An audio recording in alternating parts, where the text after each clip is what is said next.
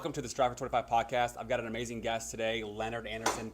We're going to be talking about fix and flips in real estate as a way to be able to generate income as a part of the 100 Stories of Increasing Income mini-series. And we were at the Purpose Driven Academy in Bel Noir in St. Louis, Missouri, owned by Ms. Keisha and Ryan Haynes. All right, so we're going to jump right in here. Fix and flips. Yes. If we're talking to somebody that wants to get into this from the ground up as a way to be able to generate income in the future, type of expectations or what type of guidance would you start with from the ground up? From the ground up, first thing I would do would be educated. I would understand in order to fix and flip, whether it be finance, learning how to find a crew, learning how to pay your crew, learning how to protect yourself from people taking advantage of you, learning about how time is money. So the very first thing that I would do is educate myself. I would learn the vocabulary of what it is that I'm looking to get into. And then from there, I would be working with a lender, and I would make sure that I have my financing, because nothing is more disturbing than when you actually find a project that makes sense, but you can't get financing because you didn't work that part out at first. Yeah, the financing, right? I mean, how are you going to be able to afford the property and the renovations? Correct. So getting educated, getting well versed in the language, that's a process. Mm-hmm. So I have two questions for you. Where do you go to get the education? And then two, how do you know if you're ready?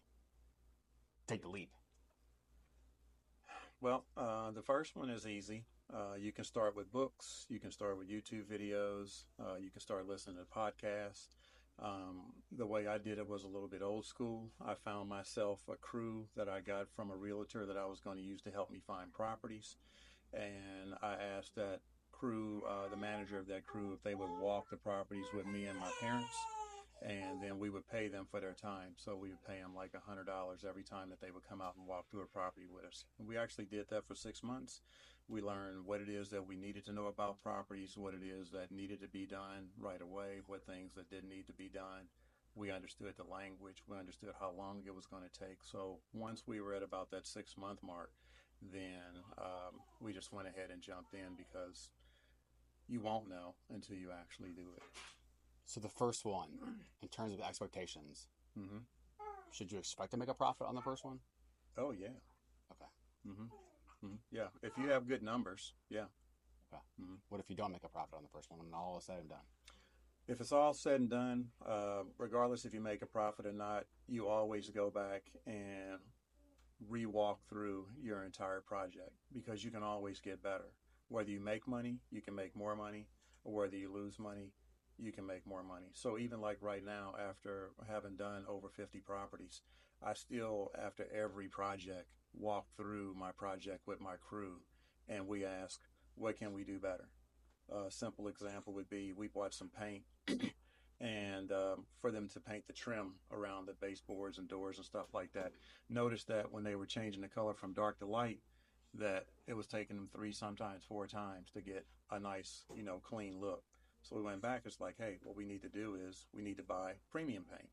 Quit buying the mid-grade paint. We need to buy premium paint. You guys only need to be doing this once or twice.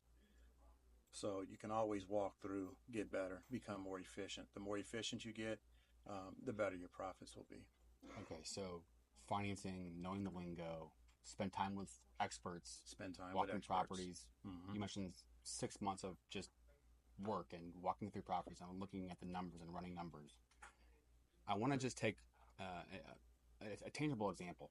The most recent one that you've done. Mm-hmm. Walk us through kind of the process high level. Okay. Realtor brought me a property, what we call off-market properties. Those are properties that have not hit the market yet, ones that you don't find in the national Zillow or the national, what they call multi-listing service, is what the realtors use. It's something that sometimes they call it a pocket listing. A realtor has something that a person says, hey, if you find somebody who might be able to get this for me quick and they give me a decent offer, that I'll go ahead and sell it without waiting on it to go on the market.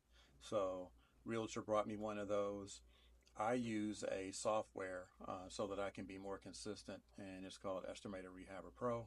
And basically I walk through and I determine what needs to be done in each room, what needs to be done with electric, plumbing, roofing, windows, flooring, paint, If I need to replace anything in the kitchen and the bathrooms, anything like that, I put it all in the software. Software tells me approximately how much it's going to cost me to rehab that property. Realtors are going to tell me what that property is going to be worth based off of the work that I'm going to do to the property. And then I take that and I go to the bank and I say, hey, I would like to get a loan for this. This is what the property is going to be worth. This is what I'm buying the property for. This is what it's going to take for me to rehab the house. This is what the cost is going to be. This is how long it's going to take me to do it, so that they know how long they need to loan me the money. And then I give them what my profit margin is. And as long as I meet all those strike points, then typically I get the loan. What's your typical profit margin target going into a deal? 35,000. 35,000. So not necessarily a percentage, but a minimum dollar amount. Minimum dollar amount. Okay, so are you okay sharing maybe some generalized numbers on that deal? Sure. You sure? Sure. Okay, so we go to the bank, you say, hey, I want to buy this property at what price? So I bought a property for $50,000. I asked for $70,000 to put into it. So that's $120,000. I thought that when you add in my $35,000, so now I'm at $155,000 total. I thought the property would appraise out for $175,000, but actually the property appraises out for $200,000. So I think I spent 15 times 4, so $6,000 in interest carry. So I paid $6,000 in interest, about another $4,000 in closing costs. So that's $10,000. So it took me up to $165,000. So basically, because the house appraised for more, you take that amount plus my $35,000 that I already had built into, and then there's my profit. Okay. The process of buy, rehab, sell. So What's the hardest part? So the formula would be, you take the after repair value, which is typically called the ARV. Let's just say it's $100,000. The bank is going to loan you 70% of that, up to 70% of that. So the max that they're going to loan you is $70,000. So then out of that $70,000, you got to have your buy price. So let's just say you bought it for $25,000. And so let's say $30,000. Let's keep the numbers round. So now you take that $30,000 off the 70, that leaves you 40. Let's say it takes you $20,000 to fix it up. Off the 40, that leaves you 20. So that's potentially what your profit is going to be. It's actually going to be a little bit less than that, because you're going to have interest carry, insurance, possibly some overruns or something like that. But that's the simple math of it. Okay. So where do most people have the biggest trouble or hurdles? The biggest hurdles is a lot of times when you have somebody who's new, they don't get a mentor. So I would say having a mentor is probably the biggest thing that you would need to have when you're starting something new. It doesn't always have to be because you don't know. You just may not know for the area. I have a person who invests in Kansas City but came to invest here. He didn't know that our codes are different than they were in Kansas City. And he decided not to have a mentor, not to have somebody locally who understood. And he ended up having to redo his whole project after it was done. Cost him an extra $100,000. So having a mentor, somebody in your corner that can help you navigate through things, help you reduce your losses or your missteps, is probably the best way. Where would you say is the best place to start to find a mentor in your area? For me, it would be joining a real estate group and finding people who are really invested in you for you. Typically somebody who is ultra successful, they don't have a problem sharing. So you won't really have a problem with them feeling that they're going to stab you in the back or something like that, because there's no gain in it for them. So I would find somebody who's successful. I wouldn't find somebody who's just starting. I'd find somebody who is successful. Yeah, I agree. I mean, the people who have done it and they want to pass it on. Right. And I think in my journey, especially on this podcast, when I was out putting out content and just trying to figure things out, you notice people who are maybe at the same level as you, but putting in the work every single day. On the flip side, a lot of people that don't want to put the work in. So when someone sees someone willing to put the work in and doing it over a period of time, Right. I know I personally feel, the desire to want to pass on whatever knowledge I can Sure. to someone that's going to put the work in. Oh, yeah. I mean, if you think about it, most people think in the terms of being finite. Like, here's my level. I want to make 100,000. I want to make 200,000. Or I want to live this kind of lifestyle. But if you change your mindset to be infinite, there is no limit, then your ceiling is, there is no ceiling. And so when you start dealing with people who don't have a ceiling and that's how they think, then then those people understand that, hey, I can give you information because there's enough for both of us to be successful in this world. Mm-hmm. And those are the people that you want to deal with. Yeah, so the infinite mindset, I know what that means.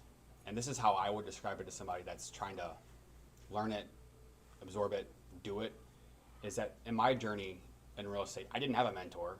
I was just kind of going along reading books, and there wasn't as much social media about it Right. to go find people that may be a mentor. And so if I could do one thing over, I would have spent more time finding a mentor, and the idea of, okay, I am going to go find a mentor, and I'm not going to stop till I find it.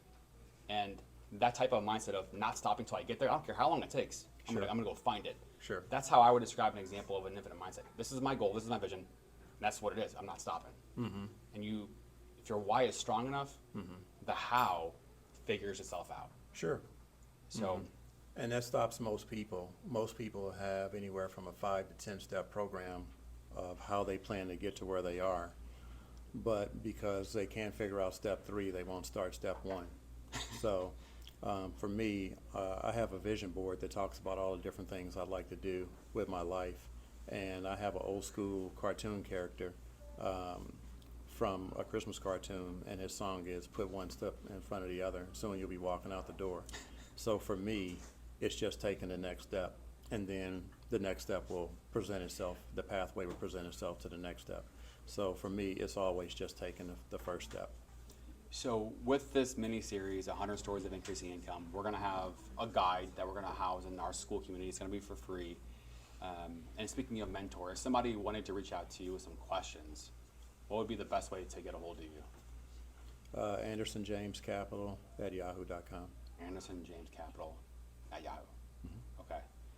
So I know you've got we were talking and sharing about some of your goals going Sure. forward. Would you want to share a little bit about just one thing that you're working on to scale for next year? So for me, I have grandchildren that are probably younger than most of the people in the audience here, but it is to expose them to what I do, at that level. So basically, right now, I go on Amazon, I send them books. I'm like, hey, for $25, read this book. Send me back a book report. Let's talk about it. So that, we can have the dialogue so that they can understand it. Only way you're going to understand it is by practicing it. And then the older that they get, the more intense the books will get. And then we'll just start doing things like taking trips to different conferences that I go to so that they can see, wow, there are people doing this. And you have to be able to see that there are people doing this. And that's really important. You don't have to necessarily leave out of your township, find things in your township, attend things where you see people doing what you want to do. And that lets you know that it can be done, and that's real powerful.